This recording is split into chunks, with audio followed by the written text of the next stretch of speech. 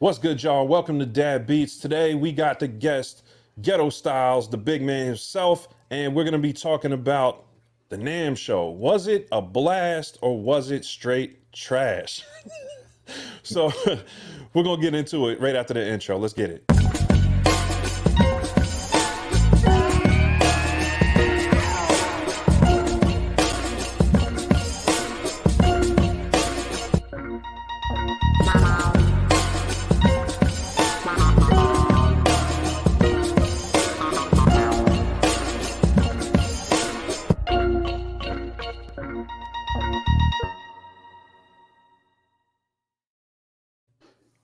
What's good, y'all? Welcome back to Dad Beats.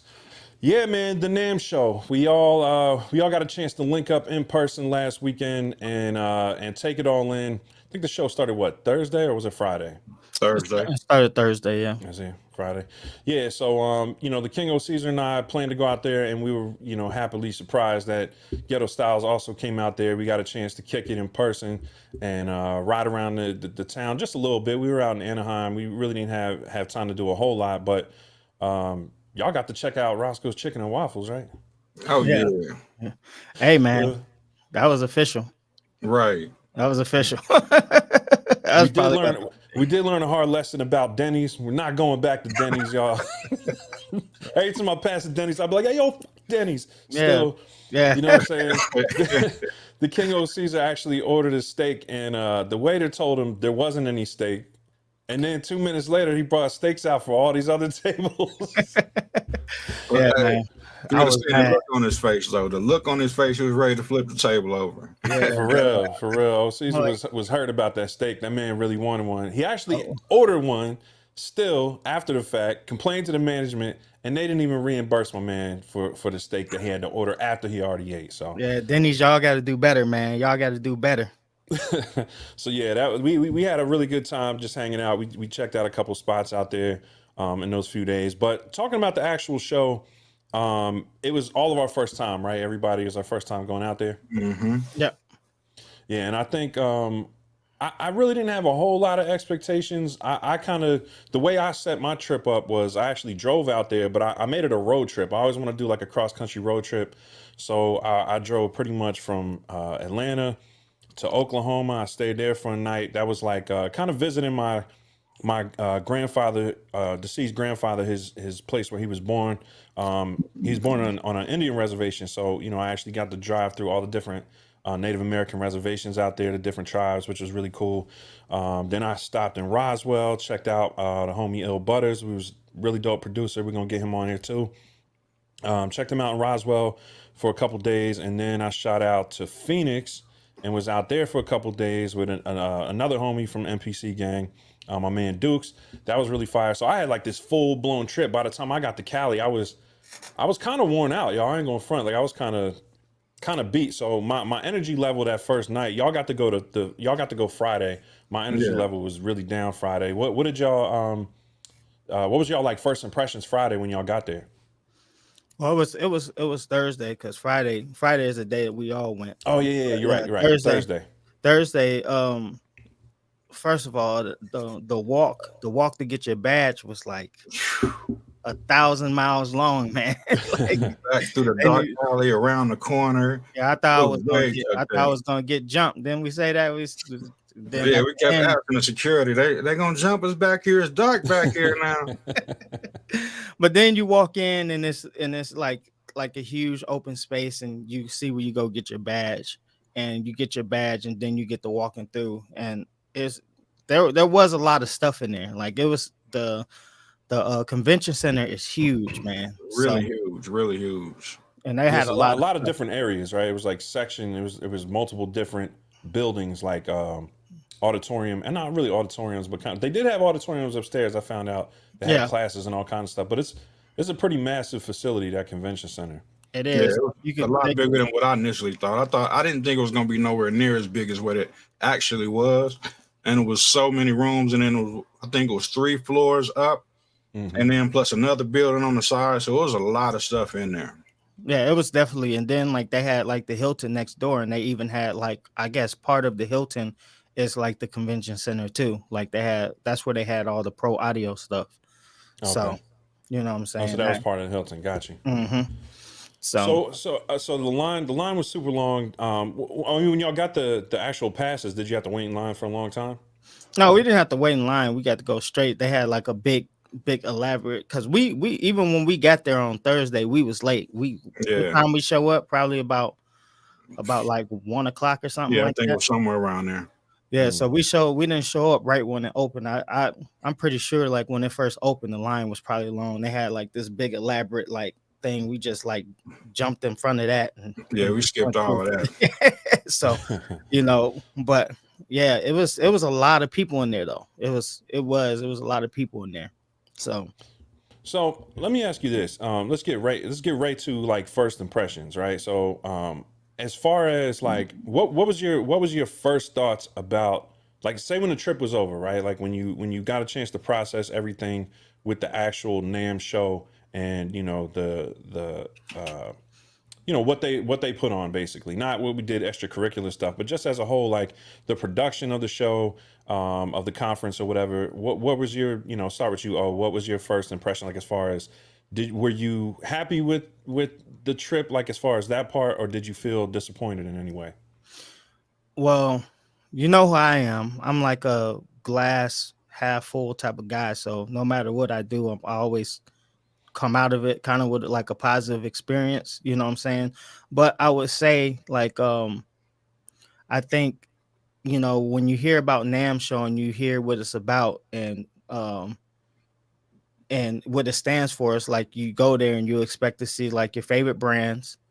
You go there and you expect to see like some of the new technology that's not out yet, like that nobody's seen, that you get to get like it's like the first in person, and me going, I didn't really see a lot of that. I seen a lot of brands that were there that I thought was cool, like Warm Audio was there, Shure was there. There were some brands, but like Roland wasn't there, Akai wasn't there, the brands that we like in our community we mess with a lot. Yamaha was there, and they had a big cool spread like upstairs on the second floor, which had a lot of stuff in it. But I didn't really see. I think even in there, they only had like one new keyboard or whatever that had like batteries in it, and it had speakers on it, kind of like the MPC Live 2, which was, I got like a whole interview from the guy.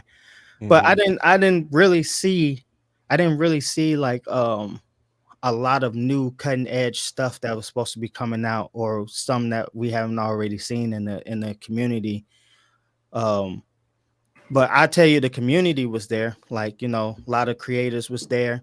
You got the rub shoulders and elbows with like the higher ups of the company. Like, I did a whole interview with this guy named Bryce from Warm, and I didn't even know he's like the CEO and founder of the company. Like, I'm talking to this, I'm whole talking to this guy, and this guy is the guy who started Warm Audio, So like in that like mind state, I was like, that's dope, because where else would I be able to go and like talk to these people, Right. So as far as like a networking, like and like community type deal, I thought it was like on point, and like the performances and all the stuff that they put on, they had like a lot of demos and performances and people showing up, DJ Jazzy Jeff was there, Grandmaster Flash was there, just people like that. So it was cool.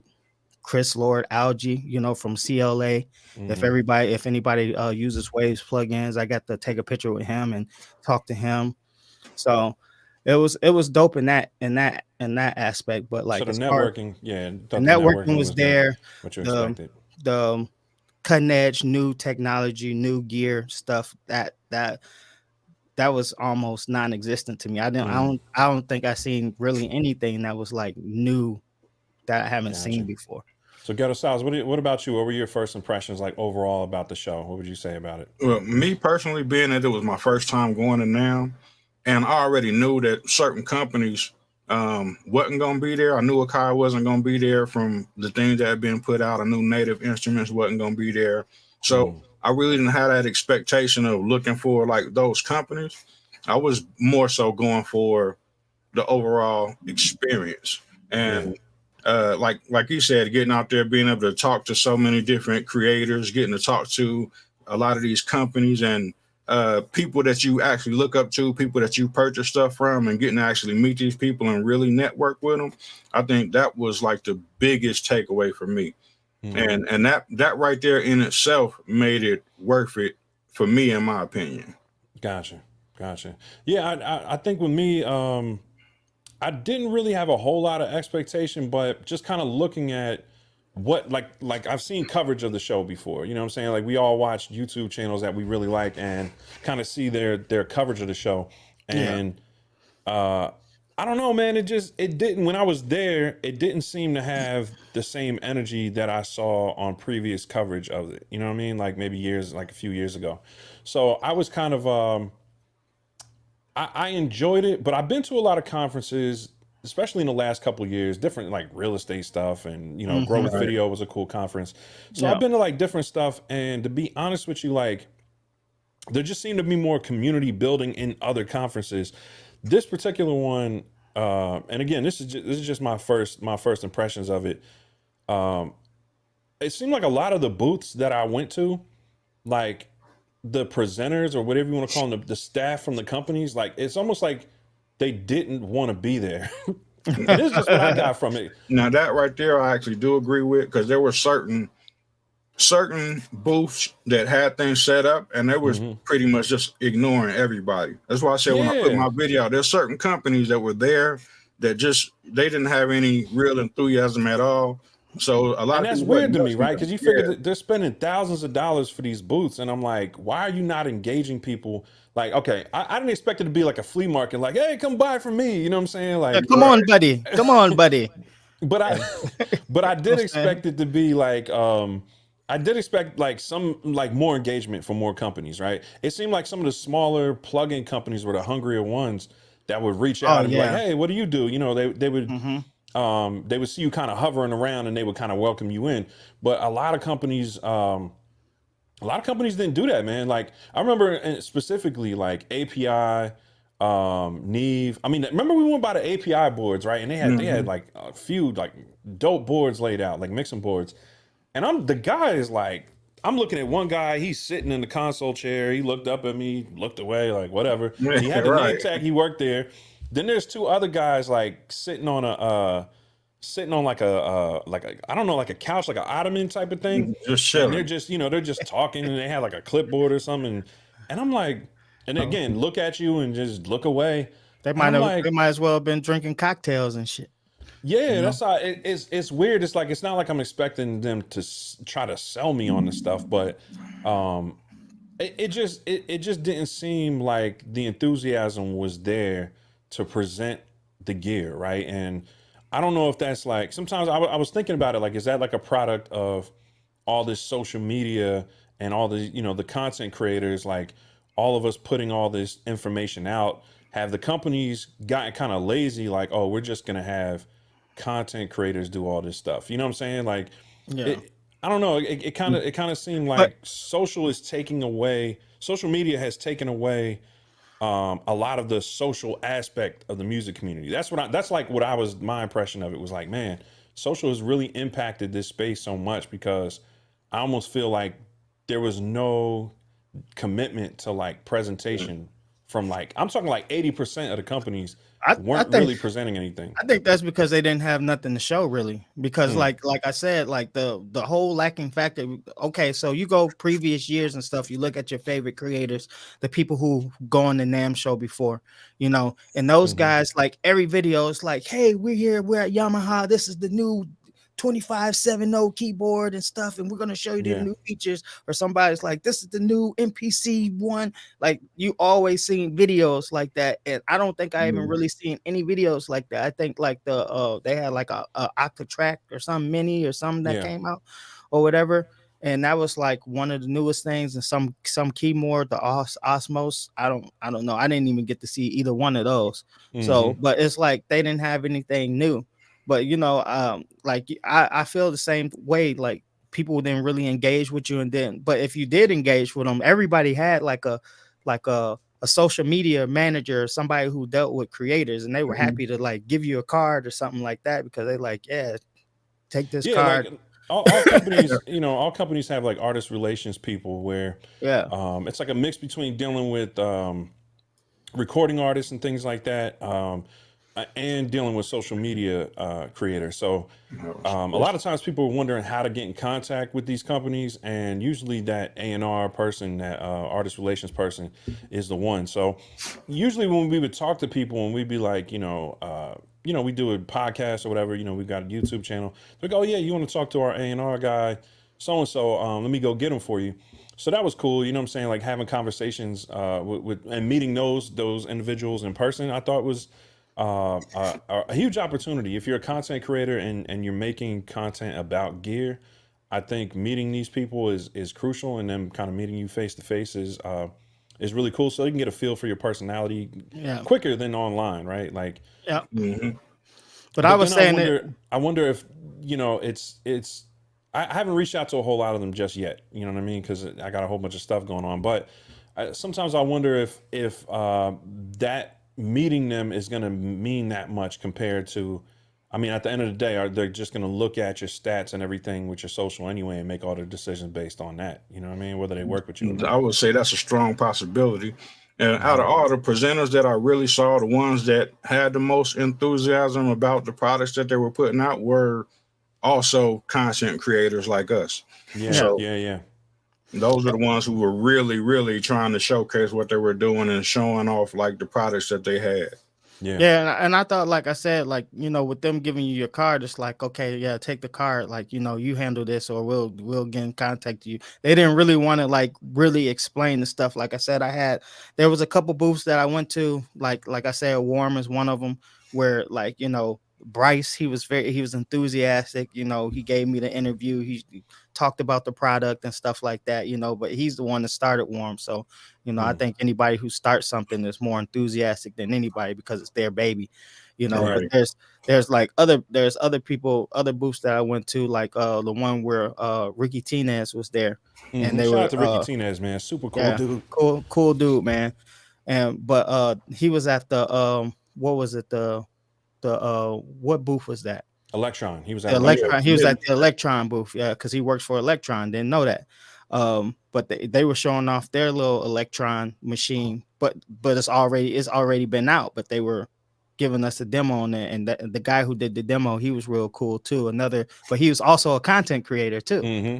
Yeah. So it's Yeah, like so these that seemed to companies be a are kind common of like thread. these companies are kind of like hiring like content creators too to Do the work presentations. their A lot of the content creators right now know some of the products better than what the people at the companies do. From what I see, Yeah. taking these things and ripping them apart.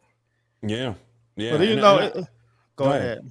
Well, I was just saying, like, it was just kind of like disappointing, and then, like, you know, like I'm watching videos, and Viral Beats is in here. I want to shout out to him because I watched this video. If you guys didn't see it, the video like was kind of like gave me a different perspective on like how I felt about it, because like I didn't even know like this year was like the 50th year of hip hop, 50th anniversary of hip hop. You know what I'm saying? And he's thinking like all these brands, like he said in his video, that all these brands, you know what I'm saying, like Akai, Roland, you know, basically made their name off hip hop, you know, and the NAMM Show period. They should have probably rolled out the spread for like hip hop and in that regard, but mostly everything was about spatial audio this year, you know, and then like the Dolby Atmos yeah, stuff. Dolby Atmos stuff, and then also like, you know, the people who have been to NAMM, like for us, you know, our experience is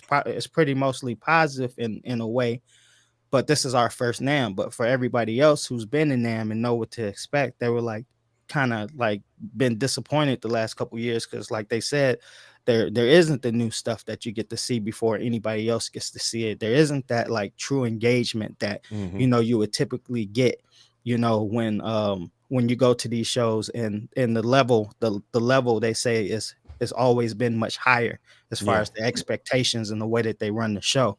So, you know, us being there at this first time, you know, I can't judge and choose, or, you know, depict what I think it's supposed to be, because I can't compare it, you know what I'm saying? But, you know, when you look at these other people that have been there, and they're telling their story about how what they think about NAMM this year. Most of the people were like overwhelmingly like disappointed, you know. Yeah. Real quick, So, I just want to make a point. Everybody watching, thank you so much for tuning in today. I just want to, go through the chat and shout a couple people out who are stopping in, address some of your comments and questions. And if you guys could take a moment and hit that like button, it makes a huge difference for us as far as the algorithm getting the show out to different people and letting them know that we're on live. So if you could take a quick moment and just tap that like button, it'll be huge for us. Thanks everybody. yes. Wanted to shout out Mighty J Young. He was in here early. Always in here early. Appreciate you, bro. What up, guys? Gang. Viral Beats. What's good, y'all? And you said Viral Beats had a video about the show? His video was really good, man. Like he didn't actually go to it, but he was saying that, you don't have to go to NAMM to know what to expect from NAMM, because like when people go to NAMM, it's all over the internet, you know what I'm saying? And then like he was giving the examples of people who have already been, but he's up and coming, and he's, I do support the community. We be in the community. So I watched this video. I thought it was real good. So, shout out to him. I gotta check Viral Beats out, man. I'm late, bro. You gotta apologize for that. Shout out to Masada. He said, Dad Beats, how was NAMM? Yeah, man, we're getting into it. I think Masada also said maybe I'll be there next year, and that would be really dope, man. We'd love to meet you in person. Even though you're a Jersey dude, man, if you're still in Trenton, I didn't need to just come check you when I'm back home. But yeah, man, shout out to Masada. Shout out to Masada, man. Masada, man. Stay Golden said, love family. Who else we got in here? QW. I got it, man. I got it. You know what I'm saying? What's up, everybody? Appreciate you tuning in, QW. Matthew McNamara Beats. What's up, fellow MPC heads? What's up? Yeah, man. It's great to see y'all in here. And then we really missed last week because we were traveling Sunday, right? I think all of us were kind of traveling or recovering Sunday, so we weren't able to do then. And then the week before, I was on the road. And it was Easter anyway, And it was Easter, yeah. So we figured everybody wanted to link up with, with the fam. But yeah, bro, it was definitely if I had to like put my finger on it, it wasn't impressive to me. You know what I'm saying? Yeah. Like it was a personal kind of like goal of mine when I started my channel to go to NAMM, right? It's like one of those things where it's like, when you think about when you do something, you kind of set goals. Everybody, with YouTube, it's like, oh, I want a silver play button and I want this and this and that. One of the kind of milestones for me for my channel is like, yo, when I go to NAMM, that's going to be dope. I'll be able to, meet all these companies and, looking forward to like meeting different reps and things like that. Luckily, I was able to meet Andy Mack a few weeks prior. And that was really dope, you know what I'm saying? Because I clearly MPC is like my favorite music making platform. But it would be really cool to kind of meet, other, and we did, we met some of them, some of the different companies. But it really, like you say, it really wasn't like the bigger company. It was kind of like up and coming companies that were presenting the most, and they were hungry, man. They were hungry, man, and you could just tell their level of enthusiasm with with it, because they're up and coming, they're trying to get their product out, so they want to really like showcase to you like what the product is and how it works and what it sounds like and stuff. And they got people like just soon as people come up, they like like a fish in a piranha pool, they own you, you know what I'm saying? Yeah. And that's what I expect. They would engage with you quickly. Yeah. You know what I'm saying? And that's what I expected from everybody in the whole show. I thought when I got there, these brands was going to be excited. And I didn't really get that. Like I said, I won't say that about everybody, because like I said, I went to Yamaha, and Yamaha is huge. And the guy that did the demo for us, Ghetto Styles, was right there with me. That guy was enthusiastic. Enthusiastic, and he was a cool dude. And he gave us like the whole spiel or whatever, and then told us to come check out some other stuff, So I wouldn't say it was everybody, but mostly, yeah, I would say. I think the Yamaha room was the most impressive out of all of the rooms that I saw at Yamaha room was dope. The Yamaha they room had like was a whole section, you'll say, right? Bro, yeah, they did. They had like a whole room up in there. It was like the lights was nice. They had white carpet, velvet carpet, and it was nicely padded from all that walking you was doing. You step on that shit. Some brands had like you know, more of an experience, but it still wasn't like, hey, come check it out. Like, you know, for somebody who was new, I kind of was on the fence about a couple things. Like, oh, do I walk in there? Do I try to open this door? Because, you know, you don't really know what you're allowed to do. You know what I'm saying? Yeah. You don't want to go opening the door and it's like their break room or something. You know what I mean? So Yeah, I it was felt a like couple of doors that we went to that I was like, I don't know if we're supposed to go in that one or not. Yeah. it just, I gotta say, like, it just didn't feel like there was a lot of proactive engagement, like, you know what I'm saying, from a lot of companies, and that it was just a little off-putting to me, you know what I'm saying, because I just I was looking forward to engaging more with people, like enthusiastic about their product, like, let me know what the benefits are, like, what are y'all doing that's different, so I can share it with my audience, you know what I'm saying, or I can Yeah. at least like get it, like get really into it. And Masada said Touchtone mentioned they didn't seem to be into talking to YouTubers. Is that something y'all felt like? It's something that you felt like maybe they were kind of avoiding content creators? Well, it seemed like that a little bit, you know. I think some companies and stuff, because we know for a fact that a lot of these companies still don't really work with like YouTubers. When we see people with gear and stuff, they're usually getting it from like a distributor like Sweetwater or like, you know, Or Zounds sounds, or yeah. somebody like that. Like a lot of Mhm. these companies aren't really, unless you're like got like a bigger following, they're not really like messing with like the content creators like that. But I still think that's like a backwards mindset right now, because It's a everybody, mistake, man. it is, because like we're really like the influencer is the middleman between them and the consumer, and The it's a better. influencer right now is the replacement for the commercial. We are the commercial right now because we Yeah. are advertising all of these products. So they should put more effort into that. And Um, the click-through rate is better too. Like, I mean, right. like the way that the what you call that, like the conversion rate is going to be better if they go through a content creator, because the stuff that we're advertising, this is stuff is we're advertising to the people who are actually using the stuff. If And I'm when you Yeah, using and if I use an MPC and uh, everybody uses MPCs, if they click on they pretty much probably want to buy an MPC or using one. I think the biggest difference is between like the company, when a company puts out a video or something for a product, they're showing the product off a certain way.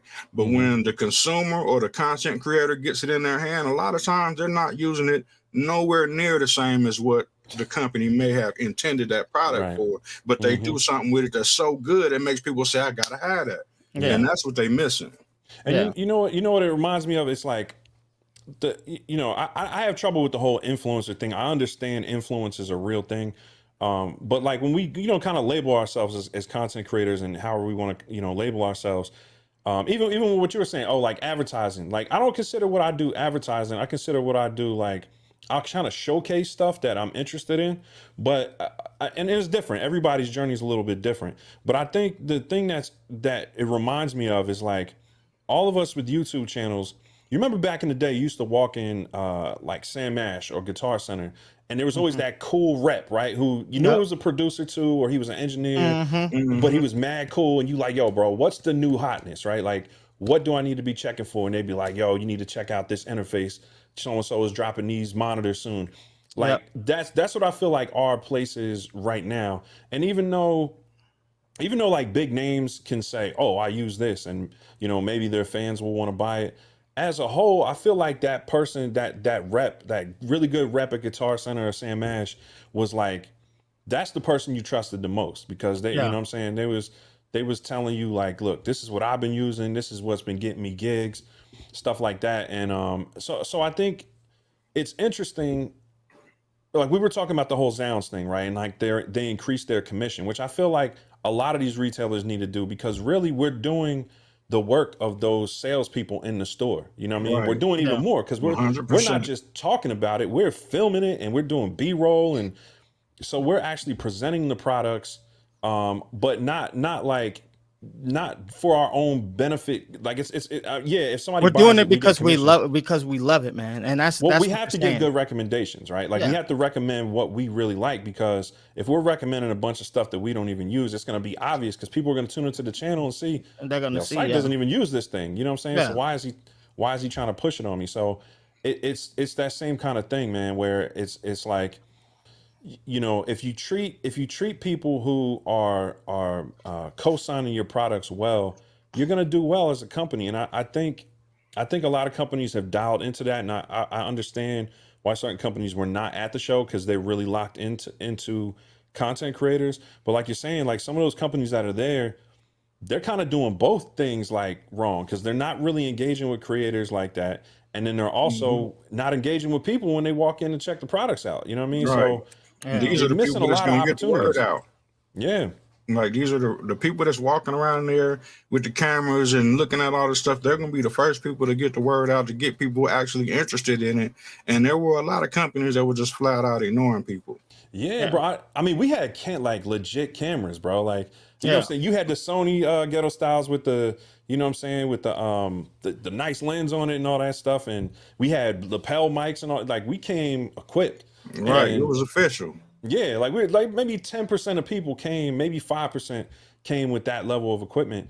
And people and all these brands really, some of them just look at us for a second and then turn around. I'm like, man, like it's crazy because it's like, okay, you don't know how much reach any of us has, right? Some people might have had 100,000 subs, 50,000 subs, 200,000 subs, and to just like kind of turn around and, you know what I'm saying, like not really try to make that connection is kind of wild to me. And instead of, I mean, it's not just you're not just missing the opportunity to connect with one person. You're missing the opportunity to connect with their audience, which is thousands of people. And that to me, it's just very strange, man. I don't say it was disappointing, but I just didn't understand it. I was like, this is a very And weird situation. and then like I said, the biggest the my thing too is like, like we are the middleman between, the consumer and the producer, right? Whether we're trying to advertise or not, the passion that we show for the products and stuff and the way that we use it and stuff, like that speaks Passion volumes right or there. disdain for the product. Yeah. Right. Yeah. Because You a know lot what of I'm my saying? most popular videos are the ones where I'm like, nah, this is not it, son. But you know what? Like I remember because we're 2A guys, tactical toolbox. I remember him doing a video on like when he puts out a video on a bad product, people still buy it anyway. So, Mm. Yeah. no bad publicity is still good. It's still publicity. You know what I'm saying? So I can't Yeah. I can't say the word right now, but you get what I'm saying. Like Yeah. no matter what light we put it in, there's still gonna be people who are gonna be like, well, I still It's want to try it for myself. it's You like know what I'm shopping saying? on Amazon. You look at, you might have a 10,000 5-star reviews. Like when I go buy stuff, I go look for the worst reviews I can find and read those first. So I get that out the way. So I know what might be going on. Then I go look at the other reviews and then make my decision. So people looking for the good and the bad in all of these products to see if they gonna maybe like it or if they won't. And like different content creators do have different opinions on different products. So that's Yeah. what it's all about. So people go, they don't just look at one video and be like, oh, I'm gonna buy it. They might They look look at at 10 or 15. 1,000. Yeah. And then the thing is too, is like, whether it's good or bad, like you said, people are gonna go check out the other channels, but it's still better than them putting out a commercial, because you think you put out a commercial, I'm sitting up here watching this. I don't care about no music, no gear commercial when I'm trying to watch Snowfall. You know what I'm saying? Like I'm trying to Right. get back to Snowfall. Why y'all got this shit going? Like that's why a lot of people pay for the ads free stuff, so they don't even got to see the ads no more, because they don't want to see no ads no more. When they come to YouTube and they watch our channels, they're actually coming to watch what they're looking at. Therefore, the interest for it is up here versus being, maybe like right here. You know what I'm saying? They're actually coming to see what we're showing. So I think the content creator is the best person that to market for these brands, and they should be paying them accordingly. They should have been excited to see us more and engage with us more. And like I said, Yeah, and on that it point, I sounds do weird. Like definitely agree. I have like I can't go that far and say like they should have been excited to see this. I think my thing is just it's just more like if you're gonna invest money in your presentation, you're gonna invest thousands of dollars in having a presence at a show. Like people are coming to see it. Like, you know what I'm saying? Like, we're also paying money to be there. So it's not like I expected people Yeah, to it wasn't entertain cheap. me. A lot of money. It wasn't. to It be there. wasn't. It wasn't. The tickets was the cheapest thing, The fam. tickets was, bro. I The think hotels would really eat you alive. You feel me? But like, Yeah. there's no way unless you live in Anaheim. You know what I'm saying? Or you live close, where you're not dropping like a rack between hotels and eating, and you know what I'm saying? Like, it's not cheap to get out there. So I think you know, that's the part that was kind of disappointing to me is just like, man, you know, if you're gonna, they call it the NAMM Show, and I there were people who were presenting information and doing classes and things like that. Certain brands actually had like classes you can attend or whatever, like upstairs. So I thought, those you were know, cool. Some of those were cool too. yeah, I didn't make it to any, and honestly, a lot of it is my fault, bro. Like, I came kind of underprepared in a sense. Like, I didn't go through the app and check all the stuff that was available, and I didn't make an itinerary. I was looking to just kind of like flow my way through it, but I think I might have had a better Same. experience if I planned things. Yeah, like, I think maybe if I planned things out a little more, it might have been a little more fun. So if you're looking to go to NAMM, that's something I would say is like, get in the app, whether, you know, on your way flying there or the week before, and try to map out, you know what I'm saying, like some things that you really want to check, you know what I'm saying? Because I might have had a little bit of a better time had I went and maybe did a course on mixing or something, like, you know what I'm saying? Like, it was kind of like it's not like just sit there mixing, but it's like a little work session where somebody will do a session and have it on a Yeah. big screen. So I might have had more fun if I checked out more stuff like that, more educational stuff. And that's So that's what I did too. And I thought, like, you know, some of that stuff was really good. I got to Mhm. go meet I met this guy named Eric Schilling, who is a mixer. I forgot for which company, but he did like a lot of, like, I think her name is Gloria Estefan or whatever. Yeah, yeah. He produced all her stuff back in the day. Like, he does Alicia Keys spatial audio, all her stuff, like, or most of her stuff. The for you gamers out there that's, like, you know, into God of War, his company and him and another guy, they did the spatial audio, and it mixed all the audio for the new God of War Ragnarok. And I got to sit down in the spatial audio room where they had speakers everywhere and listen to the mixes that they did, and then them give like their like their thought process, and like kind of talk about the you know, why they did it, and why it sounds the way it does. And I thought that was cool. I also got to watch like Chris Lord Algae, which is, you know, the CLA guy. Like I said, for the people who know about waves, you know, I got to ask him questions, and then got to watch him sit down and actually mix a session. And that was dope too. And like sitting right next to me was Mitch Gallagher from Sweetwater, and I got to talk to him. So like I said, in that instance, that was really cool, you know. Like, and then like all the content creators that was there, like I got to meet Sarah the instrumentalist. Yeah. Let's I get got into that, right? Let's talk about the plugs we met, right? Like, yeah. So I know we got one group shot that was really cool. We had let me see if I can bring it up here. We met the homie Dilio Dilio. T2K. He was in the building. Definitely got to check him out and chop it up with him. He jumped on a camera, did a little you know, kind of like a little check-in with us, which is really dope.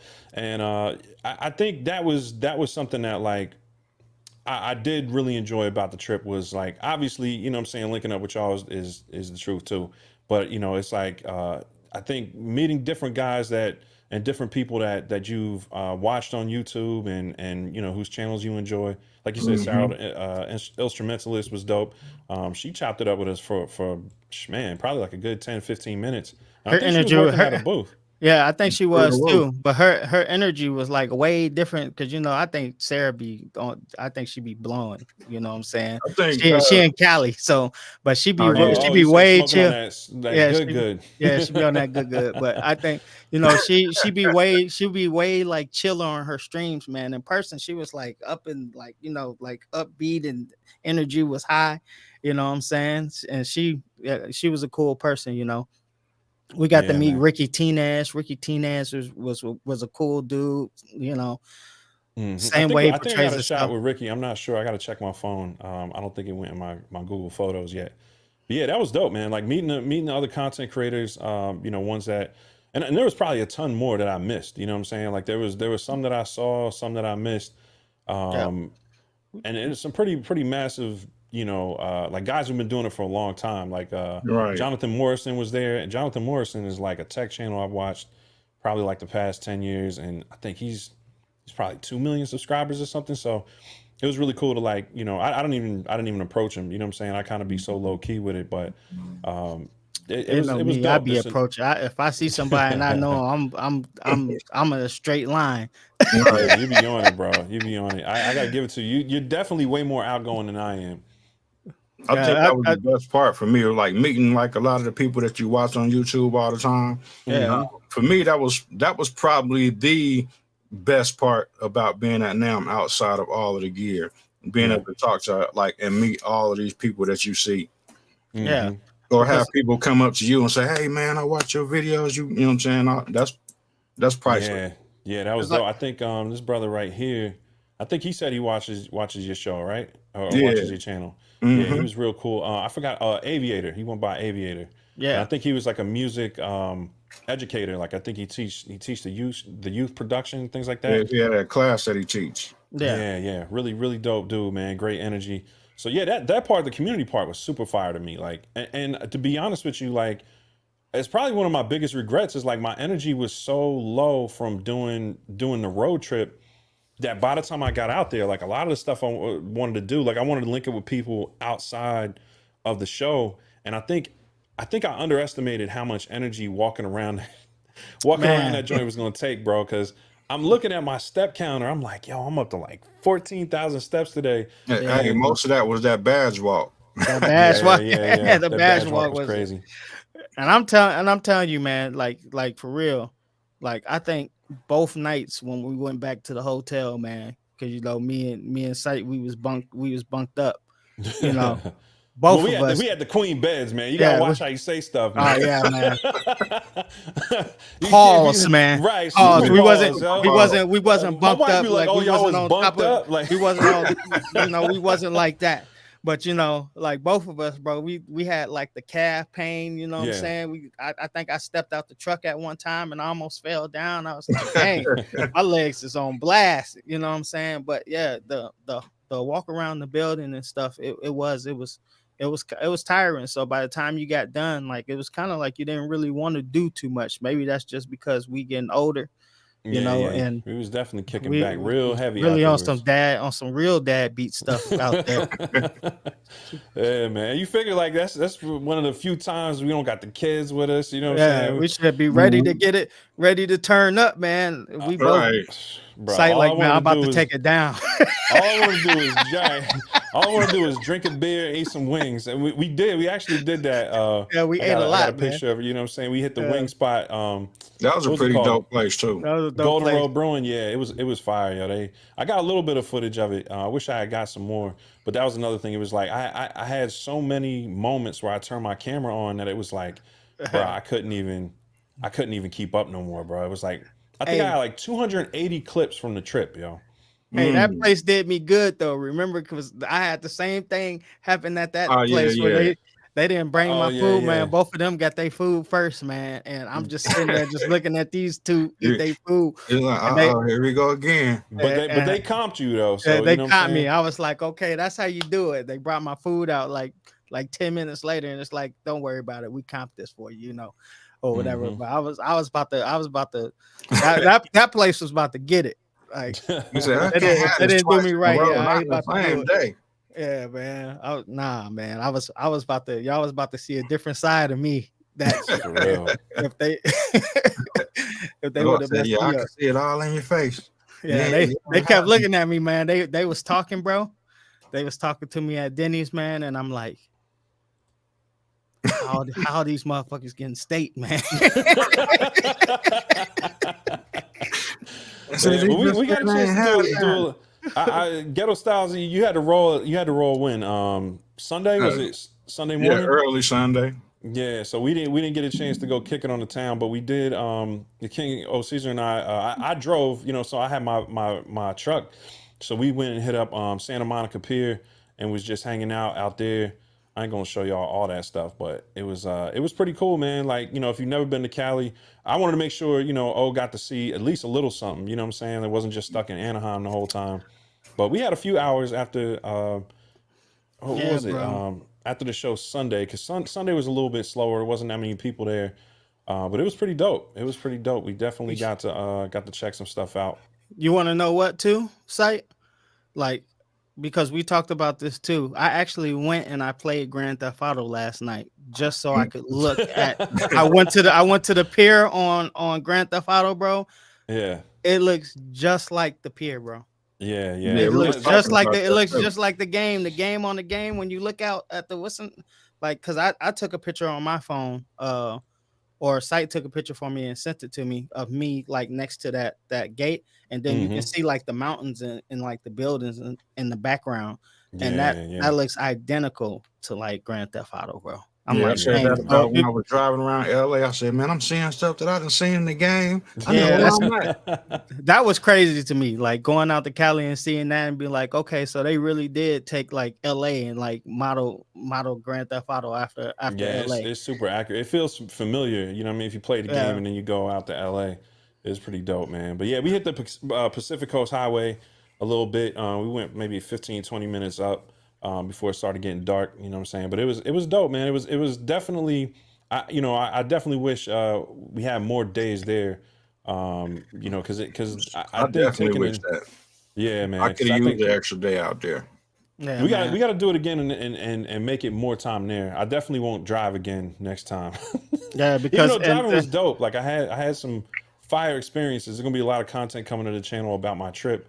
But I think it just wore me out, man. I seen so much. It was 4,800 miles, bro, round trip. Yeah, you saw the whole world basically. Yeah, you saw the whole country. I saw the whole country change, the whole climate, everything, bro. I was in the desert for 4 days, y'all. Like, I shot content in the desert. I went to White Sands in New Mexico. This man was catching scorpions and stuff, man. He's sending me pictures of scorpions and stuff. Crazy, bro. He's paranoid that they still in the truck. Yeah, I was scared I had scorpions in the truck with me, bro. It was wild. But yeah, man, I think like I might have done a little too much as far as extracurriculars, but it was still dope, you know what I mean, linking up with y'all and but there's definitely some people I wish I got a chance to catch up with. The homie Soul 100. Yeah, he said it was good. I saw a comment earlier. He said we should have pulled up at his house, and we actually talked about that while we was at that little spot. We was like, we should try to pull up over there. I wanted to do an MPC Gang meetup, but it was like my whole week was thrown off because the traveling was like, bro, because I was driving like 10, 11 hours a day sometimes. So but usually by the time I got where I was going, I had to eat.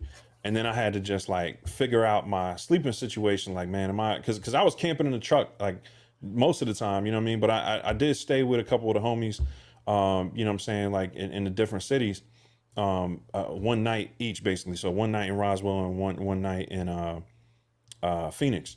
So, you know what I'm saying? Like it definitely was like, it was weird because and then I planned it like that. Like I wanted to do some kind of like, rugged sleeping, and I had like a whole little bed set up in the truck and everything, so it was cool. But I kind of like underestimated how much energy doing all that was going to take from me. So by the time I got to Cali, I was really, once we did the conference stuff, I wasn't fresh. You know what I'm saying? It's not like I came off rest. And let me tell y'all this, because he'll never say this in person or never say this, but this man, he got a lot of stuff going on in the background too. Like like not only when he got there was he also trying to do the stuff with the trip, but he was also trying to do the stuff that he had to do too, because he's got a lot of like background stuff that he's doing that he had to get done too. Launches, so launches and stuff. Yeah, so like so 100, like we did really like feel bad that we didn't check in with you, man. Like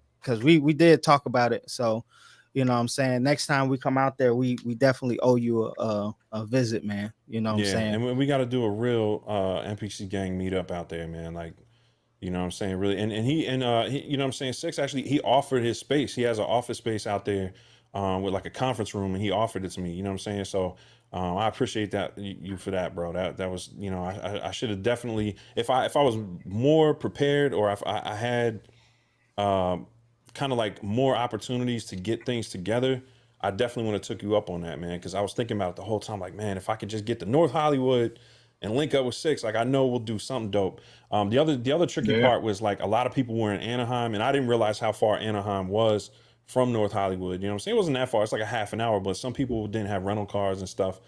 So a lot of factors came into play. Then there was like merch issues. I was trying to get some merch together for a meetup. So like, because usually when I run into people, they're like, "Yo, I need a hat, I need a shirt," and I brought some of the stuff with me, but like certain patches and stuff, or actually the hat manufacturer that I use is in Compton, but they have a 3-day turnaround. So I was expecting to be able to pick up hats on like Friday, and then we do the meetup Saturday.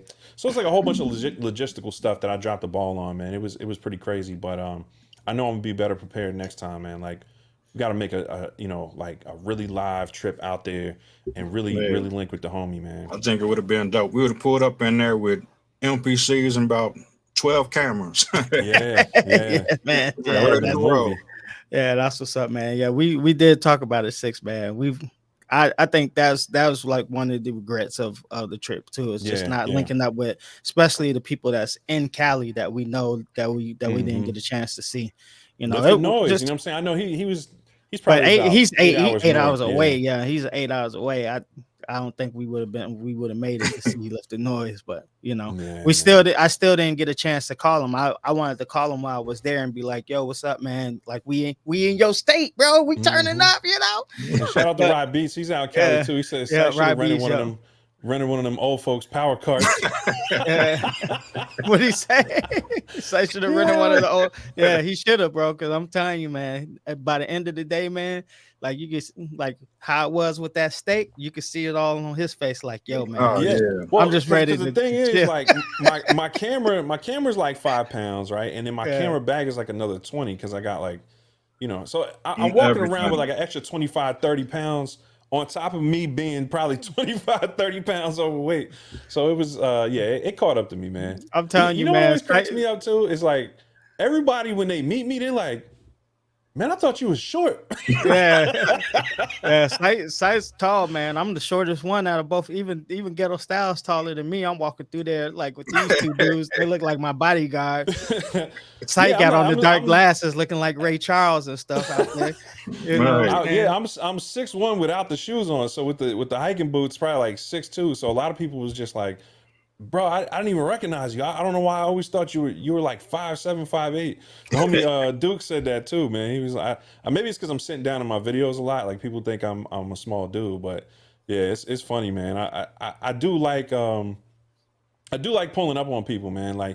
Like being able to meet y'all. You know, I mean, obviously, you know, we met in person already, but you know, meeting Ghetto Styles was really dope, man. Because again, it's like, you know, people's energy online, like, and I can honestly say Ghetto Styles one of them people that what you see is what you get, bro. Like what you see on his channel, that's how that man is in real life. Like real chill, you know what I'm saying? Like just dope, man. It was really great linking up with you out there, bro. And appreciate it.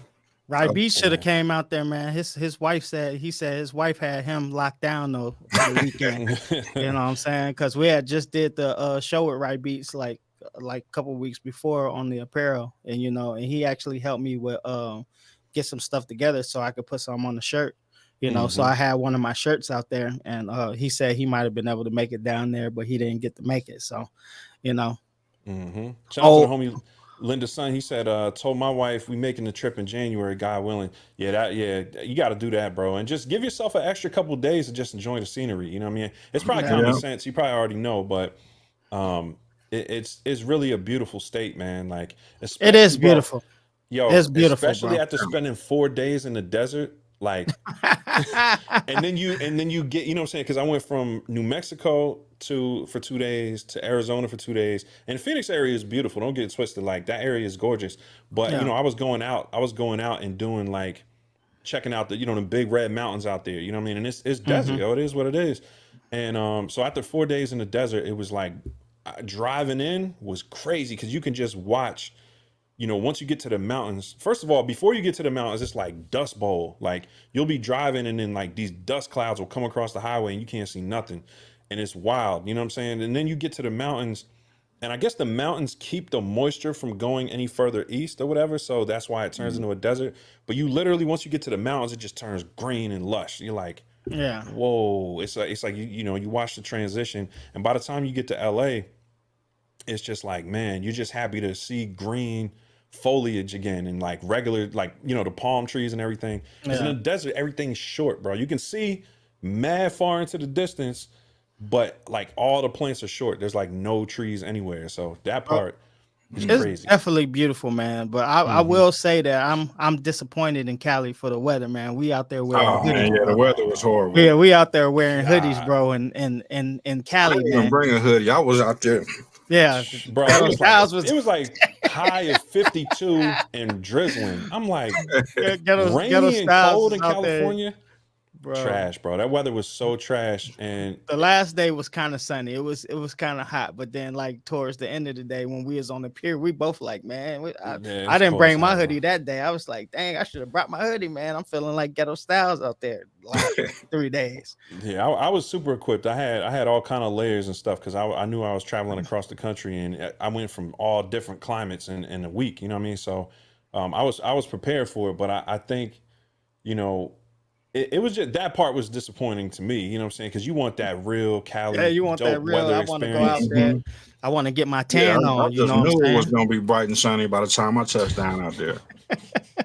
That's You all I said, you And said then it was 20. It was 20 degrees warmer in Michigan.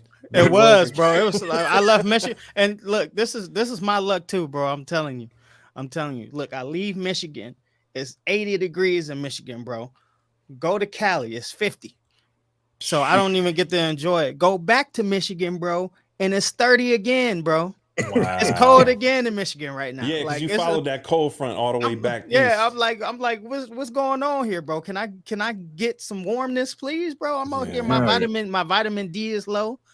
You know what I'm saying? I'm like sitting up here. I'm like, dang, man, we in the sunshine state. And then I come home. I'm like, I could have stayed home, come home and it's basically snowing again. Yeah, get there, Linda Sun sprinkling and all that. Linda Yeah. said, got to be careful with them solo trips and sleeping in the truck, mess around and be in somebody's basement, putting lotion on its skin. Oh, that man's a fool, bro. Nah, you know what's funny, man? It's like I think when you're traveling by yourself, a lot like my family was like, he's by himself. Like again, I'm 6'1", I'm like 260.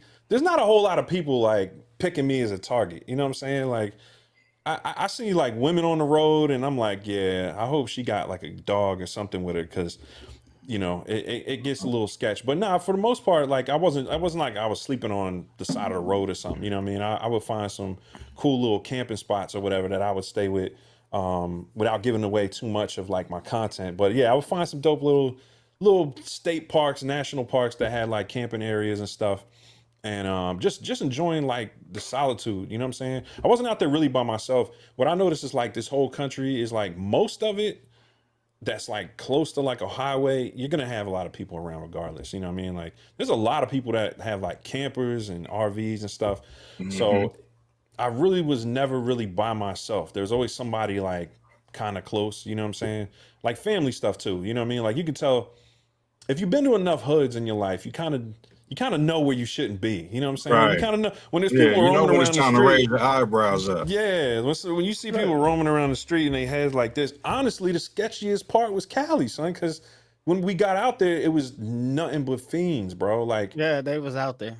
it's deep, bro. It's deep. The- you know, the it's home- a serious homeless They problem. said the homeless problem is crazy out there. I remember we was Yeah. rolling, bro, and I seen we seen the dude, and my man was in the wheelchair, bro, and he was leaning, man. I was like, bro, how many beers Oh, you think outside he the liquor had? store. Yeah, he was slumped, bro. Yeah, that part was kind of sad to me, because I get up early, and I was up way before them, so I'm out walking around. It was like 3 or 4 o'clock in the morning. I just took a walk around the block, but they was like, "What are you doing at 3 o'clock in the morning?" I'm like, "Well, it's like 8 o'clock in Ohio. I usually be up around this time."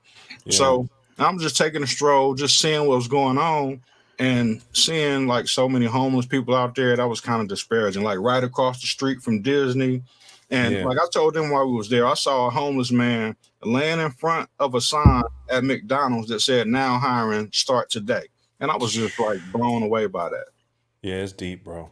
It's deep. Like the homeless situation is deep, and the substance abuse problem is very deep, man. Like, man, that was very sobering. You know what I mean? So you had this contrast where it's like you're enjoying yourself. You know what I'm saying? You're taking in all the good parts, but then there was those kind of like humbling parts. Like, man, you know, this lifestyle or this experience is different.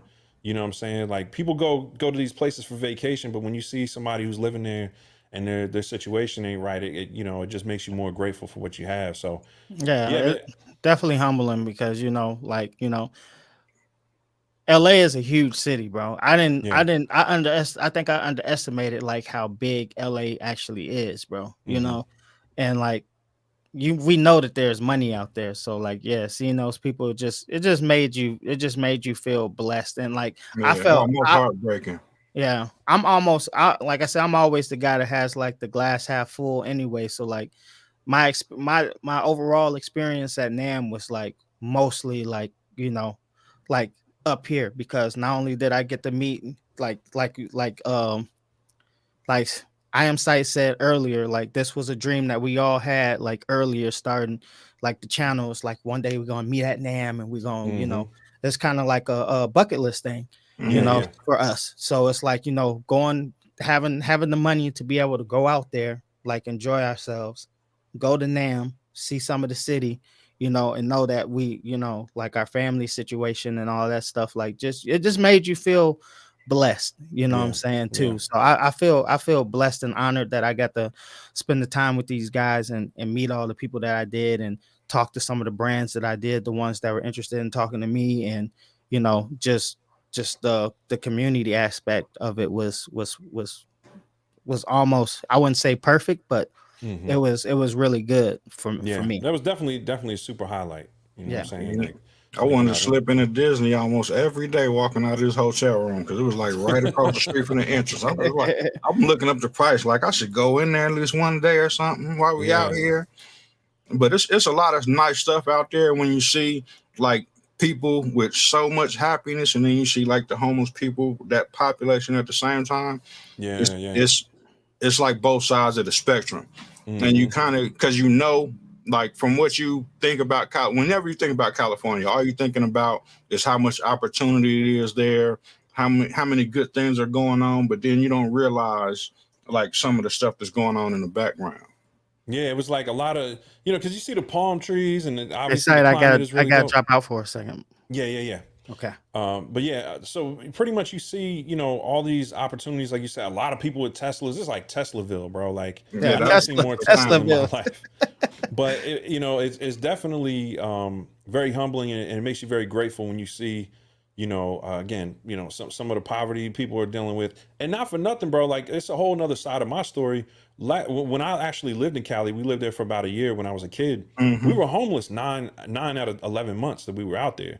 So, I know that experience of, we only slept on the street like twice, you know what I'm saying? Like 2 days, because my mom was such a hustler. She always figured out a way to get a roof over our head. Right. You know what I'm saying? Like, but I remember though that feeling of being, in this city. And again, I'm a kid, but it was kind of a full circle moment for me, you know what I'm saying? To like be back there on my own terms as an adult and at a certain place in life, you know what I'm saying? Where I could really enjoy the experience.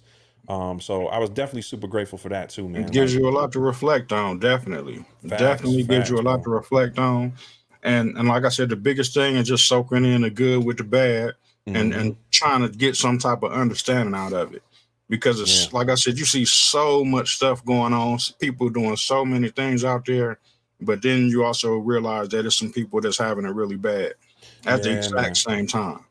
And my man 365 OTG said the coast is terrible. He said people move to East Coast and West Coast and get trapped, and that's real, man. Shout out to my brother OTG.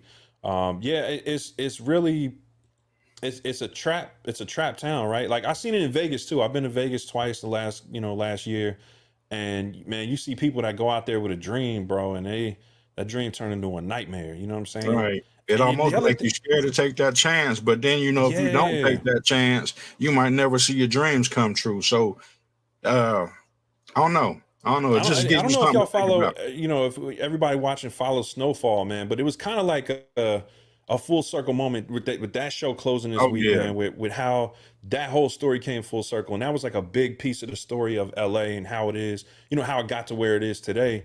You know what I'm saying? Especially for Black culture. And it's one of them historical shows. It kind of shows the whole process of the drug trade in LA, you know what I'm saying? And Hmm. that whole story like kind of came full circle around the same time. So it's been a super interesting week, man, because actually when that Right. show closed, I think it was around 1991 when the show is finishing up, is about the time that I was out there, like 89, 90. And that the crack era was real, bro. Like Right. it was in And full that's when it was swing. really starting to get, well, it was Yeah. midway around there. It was midway. Yeah. Midway. It had about Yeah. another 10 years But strong before it started to we was dwindle a in little it, bit. you know what I'm Yeah. saying? We was in it. Like we was homeless and not to speak ill of my stepfather who's passed, God bless his soul, but he was addicted, you know what I'm saying? He had a major problem. Hmm. You know what I'm saying? And we was in that lifestyle, you know what I'm saying? Like as kids we had to witness it. So, again, going back to the whole being blessed thing, man, like being out there for me was like in these circumstances was just unbelievable. You know what I'm saying? Because Right. coming from a kid, 8, 9 year old kid, seeing some of the, you know what I'm saying? Like seeing that firsthand, seeing the whole drug, the crack epidemic firsthand and having to live through that. And then fast forward, 30 years and to be there now, like under these circumstances was like, man, the blessing is huge, bro. So Hmm. And it's weird, man. that's we had a conversation while we was there. I ain't gonna get into it a whole lot, Yeah. but it had a lot to do with a lot of that. And Mm-hmm. it's like you never really know what people have been through, what they're going through, what they got Yeah, to man. deal with on a day-to-day basis. So I can never be the type of person that's going to look down on somebody else, because I know a step the wrong way, I could be in that same position. And I Yeah. just happen to be able to luck up and land where I'm at right now. Because a lot of it, what I'm saying, I can say it's chance, because Yeah. it could have been completely different. Yeah, bro. Absolutely. Some of my content coming up, man, I'm gonna get into, decisions, how important decisions are to your future. Like, there's certain decisions that you can make, man, and it just totally ruins you. And there's certain decisions you make that, give you everything, every blessing that you have in life. You know what I mean? Or Yep. leads to your biggest blessings. Yeah, And one of and my I think, homies got a saying. He said all the time, decisions determine destiny. yeah, So the man, decisions that you make today will end up being what you live in the future. So it's highly important to be careful and actually think about what it is you're doing. big facts, yo, big facts. And I think one of the coolest things that I'm noticing and themes that I'm noticing in our community is, especially with these tools we use, right? Like these MPCs for a lot of us and these music creation tools, um, they took us out of places, or that decision to get into that lifestyle kept us from getting too far into other lifestyles. You know what I'm saying? That might Definitely. have led to Definitely. destruction. You know what I'm saying? We can actually see in our lives people who didn't make this choice to stick to the music or stick to being creative, and they chose another path and prioritize another path. And you can see the destruction that came with that. You know what I'm saying? Like Hmm. literally watch it happen over the years. So there's that whole thing too, right? Like of being grateful that we made the decision to commit to this creative path that we're on. You know what I'm saying? Instead of things that really destroyed some of our friends and family. You know Yeah, what a I'm lot of saying? people gave up and ended up in a totally different place than what it Big could have facts. been. And that Yeah. goes for like anybody. I see a lot Hmm. of people that are starting out on YouTube that give up way too early. They feel like they're Yeah. not Yeah. getting the subscribers. They feel like it's not going up as fast as they can. But really, all you got to do is just don't. As long as you don't quit, you can't lose. Yeah. That's the only way you can lose, is if you quit. That's a And fact, like I man. said, the stuff that you seeing us do right now is a testament of that, because we all started from the same place. Yeah. from Yeah. nothing. And it's funny that when we have our conversation, you know what I'm saying? Like just about kind of like our origin stories a little bit, you know what I'm saying? We kind of got into like some of the things that shaped our personalities or whatever. And Hmm. it's just interesting, you know what I'm saying? Like how similar certain time periods were for us, you know what I mean, in different parts of the country. That part always gets me excited to link Hmm. up, you know what I'm saying, with cats Goosebumps. I enjoy. Yeah, man, Where because you it's like, telling almost the exact same story that somebody else went through. yeah, man. Yep. So now the commonality part, man, is one of the dopest parts of this whole content creator and kind of like community experience is just having those moments, you know what I'm saying, where you know you come to understandings with people, you know what I'm saying, and just discussing your history and what led you to the point that you're at now. And like you said, man, you know, when you realize most of the greatest people that I've met, like as far as most accomplished people, most of them started from very humble beginnings. You know what I'm saying? Hmm. Like Hmm. they had some kind of tragedy, some you know something that really shaped their humility early, and then they grew Had to do a into lot of self-reflecting and basically figure it out. big facts. Yep. So yeah, man, it's that part. You know, if you guys are looking to go to NAMM or start taking trips that are or just traveling, you know what I'm saying, like to pursue your craft in one way or another, right? Because I think that's at the core of it, right? Like we made the trip for a lot of reasons, but at the core of it was to keep growing this thing that we're committed to, this content Hmm. creator journey, this business journey that we're on. You know what I'm saying? Like to make it grow in a certain way, you have to get out and connect with people in person. You don't have to. Some people, you know, are able to do stuff um kind of more remotely. But I think, Right. you know, when you meet people in person and you go places and share an experience with people, it's a different type of connection that you have with people once you do that. Hmm. And I think Um, you and O had met prior, right? Like yeah, y'all we had, met a couple of times. mhm. Um, and Yeah, I got a video on we the met channel. twice, man. Yeah, Yeah, the it first was time we dope. Yeah, almost got blew up. I will never forget that in life. Yeah, it was a situation with some fireworks. I remember. Yeah, that was a classic moment right there. Word So, up. But yeah, man. So while we got you on the show, let's talk about some other things. What's coming up on your channel? Like, what are you working on now? I know you got, again, you're another one that's got a lot of things going on in the background. You do some testing for unnamed company. You yeah, do, you yeah, know I what I'm can't saying? really. Yeah, Yeah, but actually, for a few of them, for a actually, few. yeah, uh, some of them are more strict than others. Mm-hmm. Mm-hmm. But um, I kind of like it because I get to see stuff and handle stuff way before everybody else ever gets to look at it. Yeah. I think that's a cool thing. Um, and then just being able to spread information and help show people how to use certain things, show people how to do stuff, answer questions. Because I get a ton of questions on my channel every day, all day about stuff, and people will message me on Instagram or get in touch with me or some kind of way and ask me, how do I do this? How do I do that? And normally, if I got time, I'll just go ahead and help them out. Mm-hmm. Just because I can. And I've been there where people are when they start and they don't know what they're doing, trying to figure it out. And it's always easier when you got somebody that's willing to just give you that hand. Sometimes it's something real simple that you can't figure out. Yeah. Yeah. Um, so I definitely got a lot of videos just MPC related that's coming up Mm-hmm. soon. People should be looking out for that if they ain't already. I know a lot of people already are.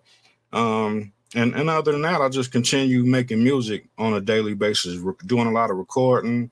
Mm-hmm. I got a couple of people that I'm working with, putting albums together, things like that. And that's just part of the business. If you into making beats and recording music, that's hand in hand. Yeah, definitely. And I mean, you guys probably know Akai's got some stuff coming real soon. You kind of see the writing on the wall, some stuff launching. So I'm sure you'll see a lot of content, you know, from Ghetto Styles and myself. And oh, you doing anything for any upcoming launches? man. I'm telling you, bro. Like that's the reason why I'm glad we do dad beats, man. Because like I'm working on like the consistency. I think we've been doing a great job being consistent with dad beats now and stuff. But I'm still working on it. I got back from NAMM, bro, and I had to work right away, and then I moved my son's mom back in with me and stuff. So I've been doing that all week. But I got a ton of videos that I shot from NAMM that I want to put out. You know, I got like Mm-hmm. the same stuff. So I'm gonna get back on it. There's no excuses. There's no excuses. We're gonna get it done. But Yeah, I mean, you you're know, literally riding into work right now on the show, so I yeah, think I'm everybody riding up. I'm recognized right. the Yeah, hustle. I'm riding on. Like Right. I'm telling you, I do a lot of stuff, man. But you know, like I tell all my people, you know, if I can make time for this, something that I really don't want to do, you know, my job is good. It's a good job. I'm not gonna front. But at the same time, you know, the YouTube and the music and the stuff, that's the stuff that I love. So I make myself make time for it because, Mm, you know, if I can make time doing this stuff, then I should be able to squeeze some time out to do the things that I love. And I think more people need to do that. So Oh yeah. I'm definitely working on that. squeeze it all in, get as much done as you can. Do I, what I you think have to do so you can do what you Make love to do. make Until the you can do what checklist. you love to do without doing what you have to do. that's For real. facts. It's an order. It's an order to things. Yeah, see, Absolutely, me man. and Ghetto Styles work the same schedule, but we opposite. So he got this weekend off, and I'm on. Lucky ass. All right, up. Yeah.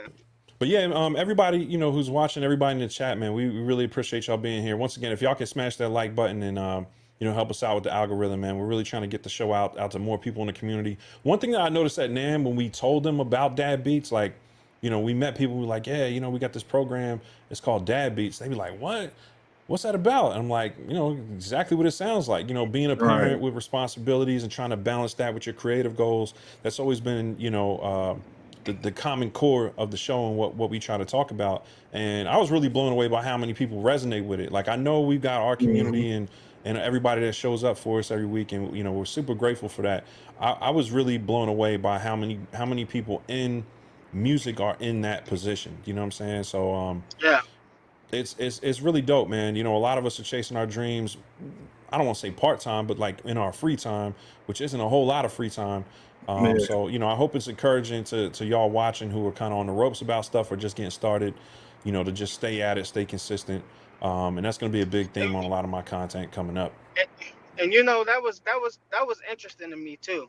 It's Mhm. because like we went to a lot of these booths, and like these people are like execs, or they're like, you know, people who are on the marketing team for these companies and stuff. And you find out that a lot of them are musicians and stuff too, and they're like kind of trying to do the same thing that we're doing, you know. Mm-hmm. So like, I guess working for these companies is the closest thing that they've gotten so far to like actually being in the industry. You Yeah. know, Right. kind of proving that, you know, you don't have to always just do one thing to get closer to your goals, you know. But it seems like these people are like strategizing the way to get to the ultimate goal is to be able to do like the music or Hmm. whatever they're interested in full time.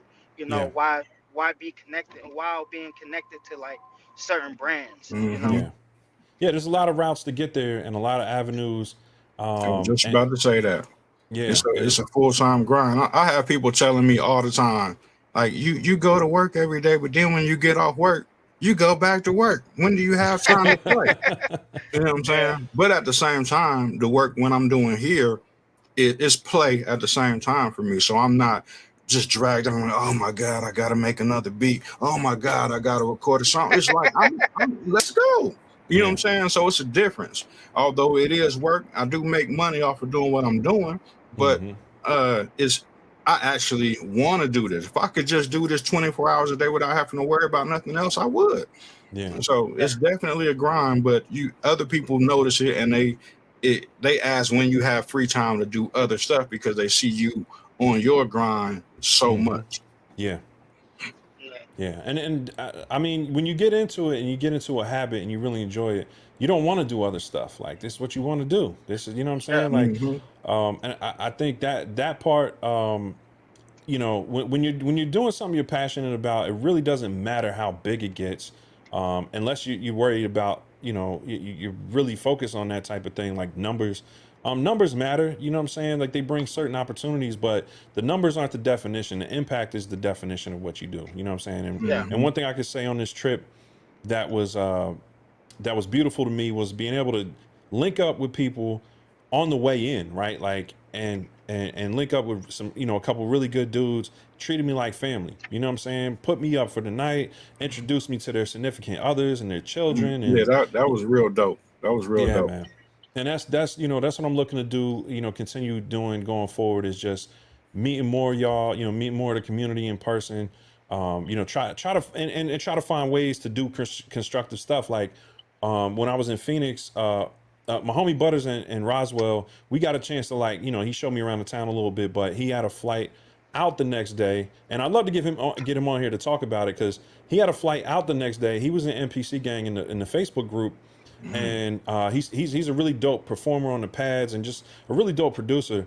But somebody saw his post in MPC Gang, reached out to him, a gentleman in Hawaii who was just getting into MPCs. He was like, "Yo, I'm gonna fly you out, bro. Like, you know, let me know your price, because I need to learn how to use this thing." You know what I'm saying? So That's dope. the next day he got full expense paid trip to Hawaii to hang out, you know, with this cat, and got paid to teach him how to use the MPC for a week, and was in paradise for a week, bro, in Maui, which is beautiful if you've never been there. So that's an opportunity that came from, you know, directly through MPC Gang, which, again, it's a group that I started, but some people be like, you know, "Oh, thank you for creating this." I might have started it, but where it's gone is so much further than what I initially thought it could be, that sometimes it's kind of mind blowing when you hear the opportunities that people were able to get through something that I did because I thought it would be dope. You know what I mean? So Right. pursue your passions. You don't know, you might not get the direct benefit all the time of something that you create, but you can create a lot of benefit and value, you know, for good people, just by being yourself and following your heart on certain projects or ideas. You know what I mean? So that was dope to just, you know, chop it up with him. We didn't get to make any music, but when I went to Phoenix and caught up with my man Dukes, we actually did a rooftop cookup. He showed me around the town too, which is crazy. I got the whole thing vlogged, but we did this rooftop cookup with the MPC Live 2 on the trunk, and we just popped the trunk. He brought the record player out. I had my little battery pack. We hooked it up, started singing. We actually went to the record store the previous day, and he picked out some vinyl. And we just chopped it up and made a banger on a rooftop, you know, 20 floors up, you know, overlooking the city. Yeah, And that sounds crazy. I got the footage, bro. It's bananas. Like, I put it on my Instagram, iamsight. You see it down below if you want to check it out. But I'm gonna do like a whole YouTube video about it. But long story short, you know, these are things that I never could have imagined when I started my channel, when I started the group. It's all surprises. So Absolutely. whatever you imagine you're gonna do, you know, there's certain milestones, like us going to NAMM, which you can imagine, but there's a lot of things that you can't imagine that come from it, which are just amazing, that are gonna surprise you. So leave some room for the surprises. You know what I'm saying? Yeah, it's a long journey. I got videos on my channel when I first started making beats on the MPC and recording it. Videos that got like even to this day like 20 views, and I'm like, coming from that to where it is now, it's a big difference. And it's a long journey. It didn't start overnight. You don't just pop up with however many subscribers you have or however much success you think you may have. It's a grind. And you just got to, like I said before, you can't give up on it. You can't give up on it. And there's gold at the end of the rainbow, because last time we talked, you know, there's some companies reaching out with a bag, right? Because I know them opportunities are coming. Right. Yeah, Stuff that's you what I be don't think saying. about when you starting. You don't think about that stuff at all. But eventually you gonna get there. And when you start seeing it, it makes you feel good that you got to a point where you starting to see it turn around. Yeah. And that's what I'm saying. Like, you know, I always, because we talk about not underestimating your impact, right? You know, my subscriber count doesn't, you know, maybe it doesn't necessarily represent my impact, because, you know, not for nothing, when we was at NAMM Show, you know, the homie son or whatever, they was out there, they seen us, they started talking to us. Yeah, so I know you, I know you. Recognized us, but then once they found out it was Dad Beats, they was like, "Oh man, y'all the Dad Beats guys and stuff," you know. But that just lets you know that people are watching. You know, people watch my channel, and like I said, I've already had opportunities come to me, and my subscriber count isn't high, guys. You know what I'm saying? So like, never underestimate like like your impact, and you never know who's watching, man. And then, like I said, these these these events and stuff like that, you never underestimate the power of networking and just reaching out and stuff too. And Yeah. because you never know what opportunities are gonna come to you. If you don't go get it, nobody's gonna give it to you. Right. You know. That's facts. So The worst they can do is say no. People done yep. told you no before that. I mean, it's not gonna hurt. It's not gonna hurt at all. Just go ahead and reach out, get what you can get. If they say no, just move on to the next one. Somebody gonna say yeah. Yeah. You know what I'm saying? Look, Somebody gonna give you an opportunity. everything that you do is planting the seed. I tell Sight this all the time. We talk about this. It don't matter what we do. Like I'm a guy who has less than 2,000 subscribers going out the NAMM.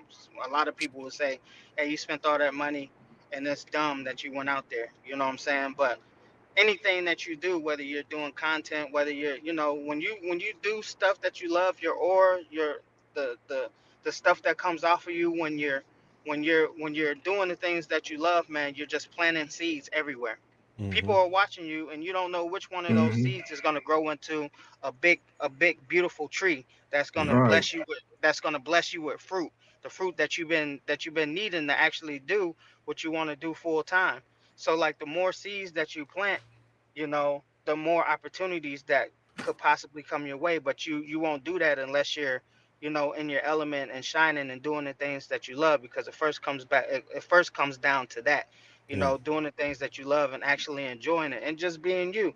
And like, Mm-hmm. what I'm saying, all the other stuff kind of comes, but it's just planting seeds.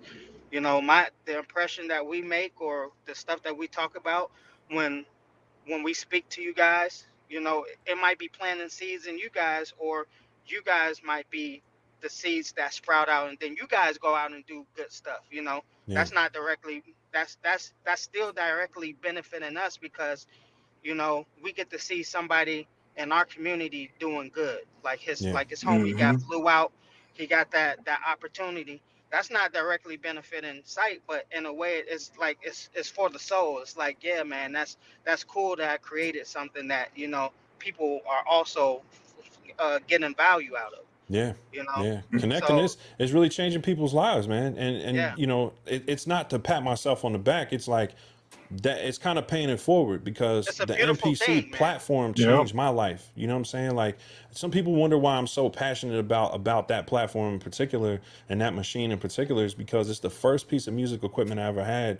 And not for nothing, it took me off the streets. All my young guys, we were 16, 17 years old, and that's a lot of crucial decisions happening in that time Mm-hmm. frame. And in Jersey, the thing was stealing cars. Everybody's stealing cars and going on joy rides or whatever. And New Jersey it was Drive. New Jersey Drive, bro. It was a movie, because it was life. You know what I'm saying? That was a movie made after what was really happening at that time. And there's a lot of other influences too. Just street stuff you can get into, and it was all right there. It was literally in my front yard. You make a choice whether you're gonna hang out with this homie who's getting into this today, or if you're gonna stay in your lab and make some bangers because you got a session this weekend. So that distraction for me is why that piece of equipment completely changed my life. You know what I mean? And that's really my passion behind that platform. Like I said, I'll talk more about it in content in the future, but it's just important to be clear about why, like, what your motivation is too in your content and what you're making, because Yeah, you can't always tell your whole story. But when you start to give pieces of it and people start to catch on to why why you feel the way you do about certain things, that's Mm-hmm. going to resonate with them in a different way as well. So I know it's like a super tangent we're on right now, but I like these moments where with other content creators we're able to kind of tap in and talk about those experiences as Yeah, I well. feel So like it's relevant though, because yeah. like going to NAMM is what it is, but you can't just talk about the experience of going to NAMM without the journey that actually got you in that position. You know Yeah. what I'm saying? So people can see like both sides of the story, where it started from, and I can't even say where it ended because I don't know where it's gonna go from, where it's gonna go to from here. Mm-hmm. I know, and I will say this. This is just to the King of Caesar while we was at NAMM.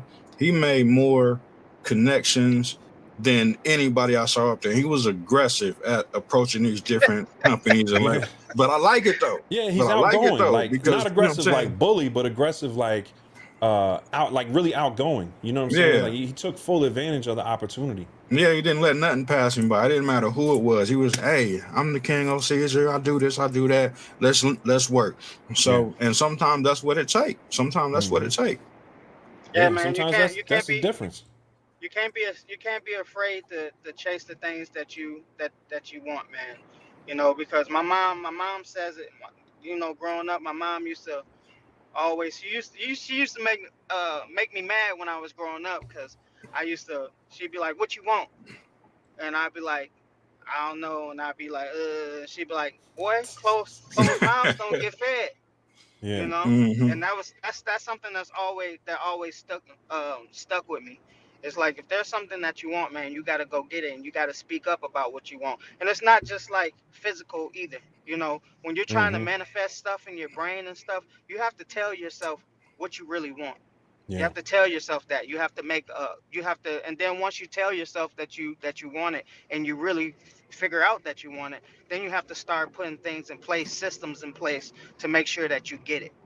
You know, Yeah. and like I said, NAMM, that's one of the things that for me is like going there. If I didn't try to take advantage of every possibility that I could, then I wouldn't be putting in the work to actually achieve the things that I want.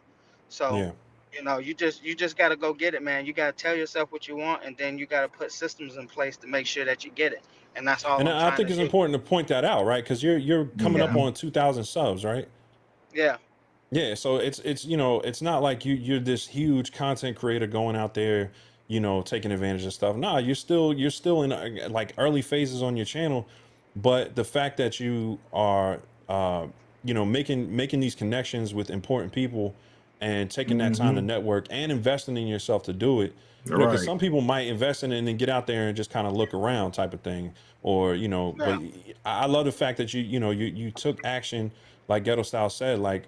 You know, you took action and you met some of the people that you really look up to in the industry, and that's, you know, like industry Yeah, professionals, wasn't holding engineers. nothing back at all. Yeah, Wasn't Yeah, I'm holding nothing approaching back at all. everybody. I don't care who you is, man. I seen Mitch.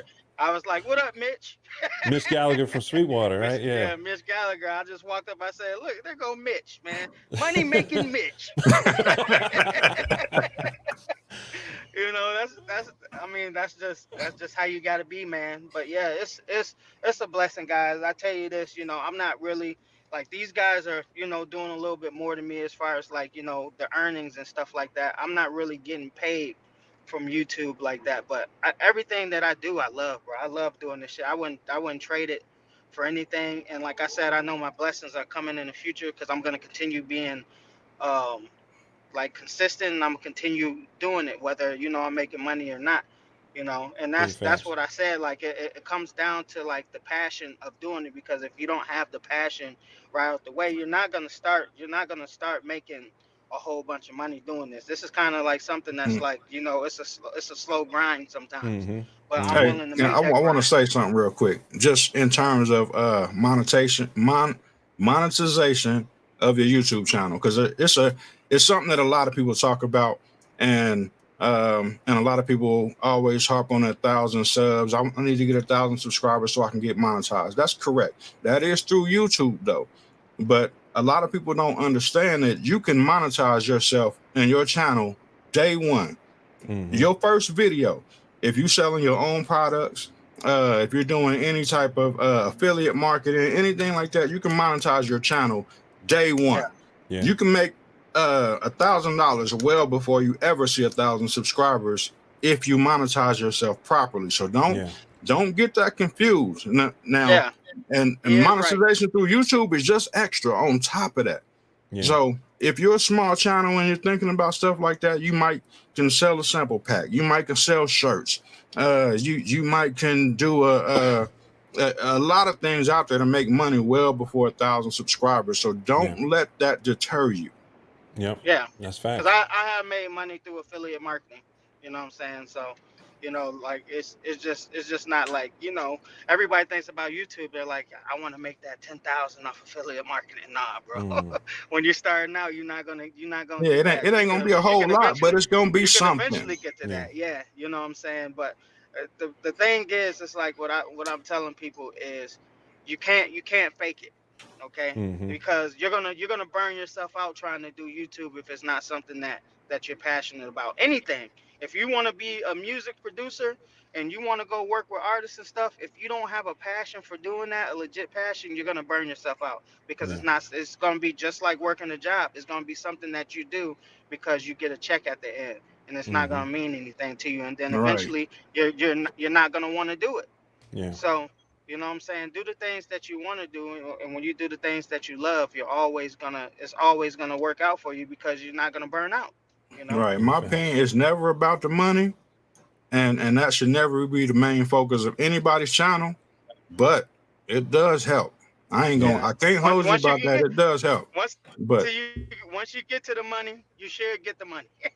Hmm. Nobody's yeah, Yeah. you telling you still gotta have not to that. You chase the still money, have to but have you know that what I'm passion. saying? That passion for Yeah. making beats or doing whatever it is you do on your channel has to come first. Because if you Hmm. don't love what you're doing, it's gonna Yeah. get old super quick, and then you Yeah. ain't gonna want to do it at all. And Yeah. that's one of the things I think that make people quit as fast as what some of the people do is because Hmm. they're Yeah. trying to do something that they don't really love.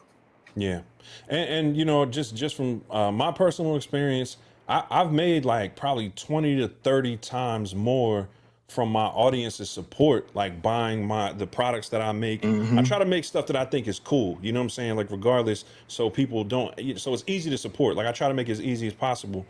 But financially, if we're talking like finances, money from YouTube is very hard to get to from these, you know, from these companies. Like certain companies will reach out if they're up and coming, but when we're Hmm. talking ad revenue, like it's penny, y'all. Like it's pennies. It's very small bread.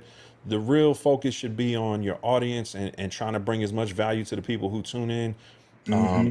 and try to just make the stuff that, you know, like whether it's your music or whatever gift you have, try to just do it in a way that you know you think will resonate with you, and then it'll resonate with other people. So you know, again, just to kind of give you all perspective on that part, I probably made Hmm. 20, 30 times more off my, you know, supporters than I made off of any companies Hmm. online. You know what I'm saying? And Like, always stay true to what it is that you believe in. You don't have to hmm, go outside of your moral compass or anything like that to try to make money on YouTube. Stay true to yourself, stay true to your brand and all of that, and everything else will trickle down and follow. yeah, that's a fact. So yeah, man. You know, I appreciate everybody tuning in today, man. We gonna, you know, wrap it up. Anything you guys want to touch on before we get out of here? Because the chat has been amazing. I just want to, you know, shout all y'all out in the meantime. But anything y'all want to tap in on before we get out of here? As far as well, Ghetto Styles, we talked about a little bit about what you got coming up, but what can they expect over the next week or two? Uh some dope overview videos and hopefully some nice videos that give a little bit of insight that I can't really talk about right now. Mm. Just be patient. When Some it comes, it's exclusives is gonna what you're come. saying. Yeah. You got some exclusives coming, definitely. So if you're not locked into the Ghetto Styles YouTube channel, make sure you go over and check it out. Hit that subscribe button. King O Caesar, what you got coming up? We know you got work coming up because you're on the way.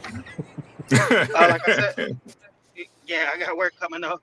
But like I got a whole bunch of stuff coming from NAMM. I'm gonna have some more tutorials coming down. I'm gonna start focusing on some shorts and stuff too, trying to get some shorts. And then we're actually working on the clips channel for the actual dad beat. So I think I'm gonna be mostly in charge of that because site's so busy, you know. So we're gonna be putting out shorter portions of the podcast, so you guys can, if you guys catch the replays or you can't catch the live show, you can like watch the clips and probably have some shorts for that too. So we got that coming, and getting the podcast on Spotify and like the Hmm. different platforms and stuff like that. We got all Back that on it stuff in because the we works. were on it early, but we got to get some of these.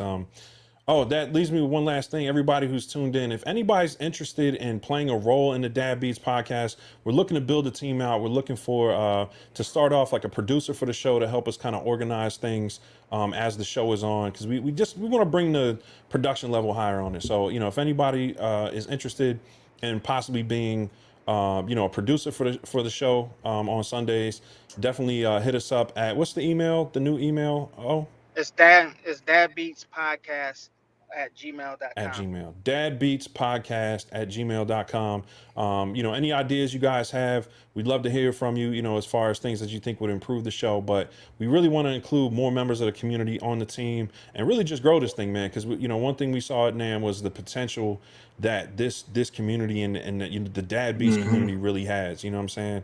So, I really appreciate y'all tuning in, man. As far as things I got coming on, you know, Akai is doing some launches that, you know, I'm included in one of them, so I'm very excited about content for that. And definitely got some merch launches coming around the same time, so keep your eye out for that. If you like some of the merch that I make, some new hats coming, hat designs, shirt designs. I think they're really going to resonate with a huge part of the MPC community. So thanks, you know, thanks again once again for everybody who's supported. Definitely bringing more heat for y'all. And we'll be back next week with another podcast. Ghetto Styles, man. Appreciate you, bro. It's been a pleasure. Yeah, appreciate y'all having me on. It was fun. And this is perfect too, because I just pulled into work. Word. So I was gonna get to work. We gonna get back to our families. Y'all enjoy the rest of your weekend. Catch you on the next one. Peace. Yeah. Peace.